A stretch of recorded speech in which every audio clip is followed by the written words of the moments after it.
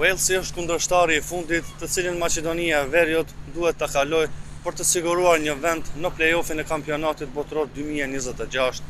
Brenda ekipit mbizotron ndjenja se ky objektiv është më afër se kurrë. Pas barazimit me Letoninë në miqësorën e zhvilluar në Shkup, përfaqësuesja e vendit ka zbarkuar në Wales për të bërë realitet ëndrrën e kualifikimit në botrorin e vitit 2026 që do të mbahet në SBA, Kanada dhe Meksik. Takimi i parë mes dy përfaqësueseve i zhvilluar në Shkup përfundoi me barazim 1-1. Me një fitore ose barazim, Maqedonia e Veriut do të sigurojë vendin e dytë në grup, ndërsa në rast disfate do të përfundojë e treta dhe në play-off do të shkojë përmes Ligës së Kombëve. Përfaqësuesja e vendit ende nuk ka pësuar humbje në këto kualifikime, ndërsa Walesi ka humbur 2 herë.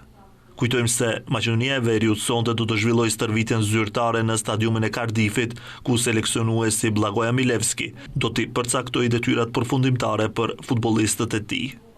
Ndeshja ndërmjet Walesit dhe Maqedonisë së Veriut zhvillohet të martën në stadiumin e Cardiffit me fillim nga ora 20:45.